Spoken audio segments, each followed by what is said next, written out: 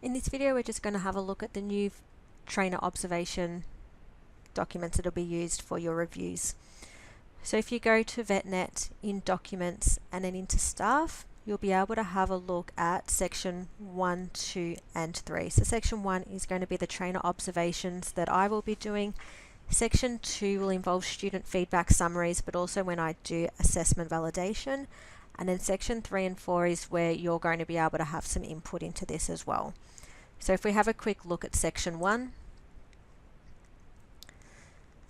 teaching observation. So an allocated member of VFA Learning will observe the trainer in the classroom to assess their skills and knowledge in the following: planning and preparation for the classes, creating and maintaining an effective learning environment, supporting students to progress through their course, and engaging and inspiring students to learn.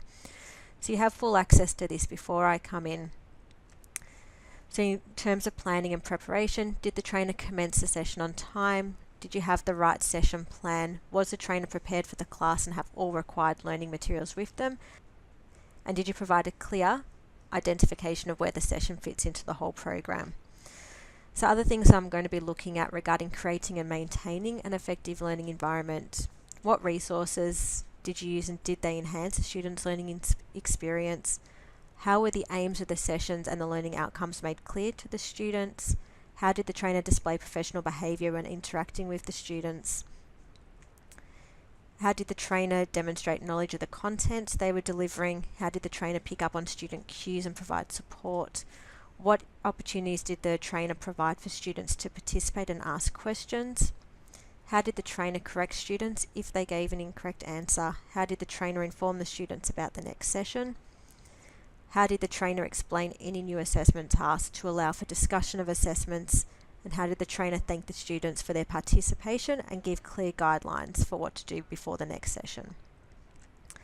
Then there'll be space for me to be able to give feedback about what the trainer did particularly well and areas of improvement. Right. After that, there's a section that I confirm the information, but then also for you as well. So you confirm the training session was observed and have been provided with the feedback.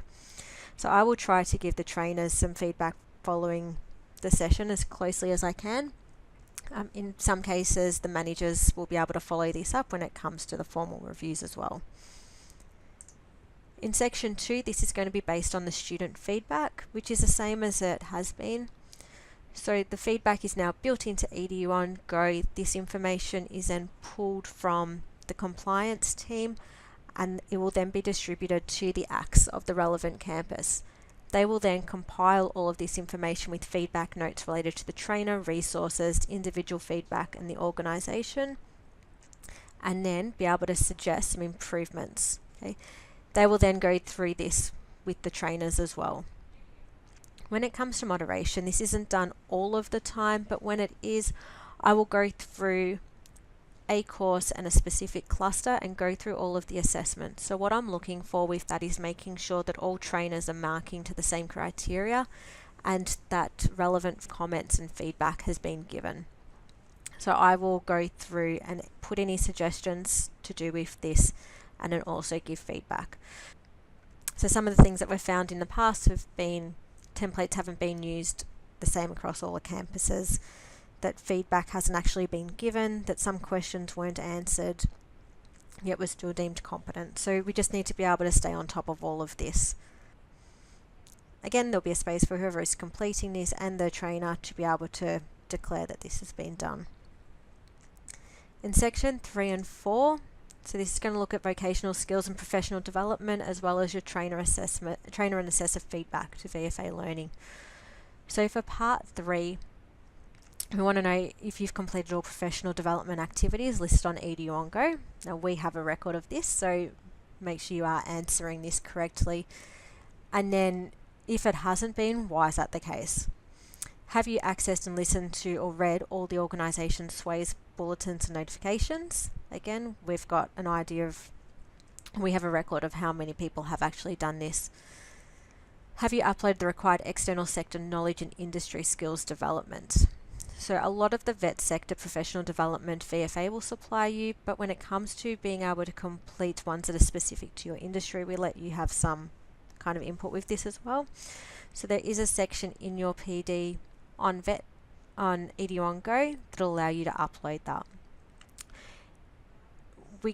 Regarding the industry currency as well, it's required to be done every 6 months. So for January to June, we're happy for you to upload that at the end of June or at the start of July to show what currency you did during that 6-month period. There's also a spot for you to be able to identify any areas within your teaching practice that you don't feel confident to teach. Okay, so that might be, from a massage perspective, lymphatic drainage, and that's because that's not an area that you really do much of. So when it comes to question 5, are there any areas within your teaching practice you would like additional training in? That might be something you want to look at. Okay, so we can start to have a look at, is this something we need to supply multiple teachers with training in, or is it something that we need to just focus in on one trainer?